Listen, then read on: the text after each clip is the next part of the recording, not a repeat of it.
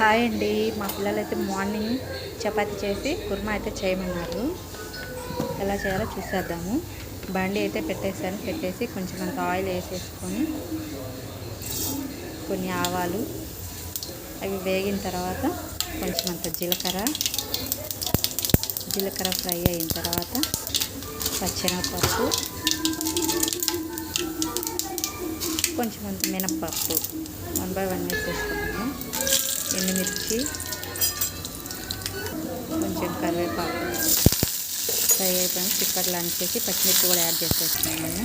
Next onions కూడా add చేసేసుకొని నీట్గా కలిపేసుకున్నాము.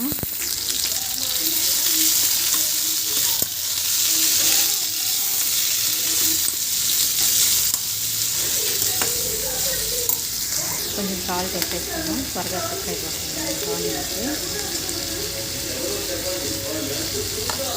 ఆనియన్స్ ఆయిల్లో ఫ్రై అవ్వాల్సిన అవసరం లేదు, వాటర్లో బాయిల్ చేసేసుకుంటాం కాబట్టి సరిపోతుంది. కొంచెం పసుపు కూడా యాడ్ చేసేసుకున్నాము.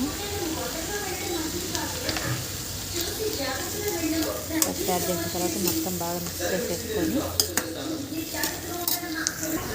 లో ఫ్లేమ్లో చేసుకుంటే బాగుంటుంది అన్నమాట.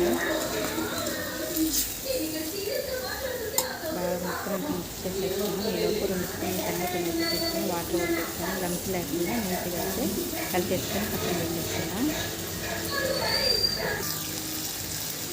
ఇంకా బాగా నీట్గా కలిపేసి ఒక గ్లాస్ వరకు అయితే వాటర్ పోసేసుకున్నాం. లో ఫ్లేమ్లో ఉడికించుకున్నామండి. మరి మెత్తగా అవ్వాల్సిన అవసరం లేదు. చపాతీలోకి కానీ పూరీలోకి కానీ తినేటప్పుడు క్రంచీగా తగులుతుంటే ఆనియన్ ముక్కలు అనేది బాగుంటుంది అన్నమాట టేస్ట్. నీట్గా ఒకసారి కలిపేసుకున్నాము. సాల్ట్, పసుపు, పచ్చిమిర్చి, కారం అయితే ఏం వేసుకున్నాము, పచ్చిమిర్చి వేసుకున్నాం కాబట్టి మూత పెట్టేసి లో ఫ్లేమ్లో అయితే ఉడికించేసుకున్నాం. ఆనియన్స్ అయితే ఉడికిపోయాయండి ముక్కలు. శనగపిండి మిశ్రమం అయితే వేసేసుకొని ఉండలు కట్టకుండా అయితే నీట్గా కలిపేసుకున్నాం లో ఫ్లేమ్లో పెట్టేసి. అంతే అండి, సింపుల్. ఒక 1 minute 2 minutes చేసుకొని ఆఫ్ చేసుకోవడమే.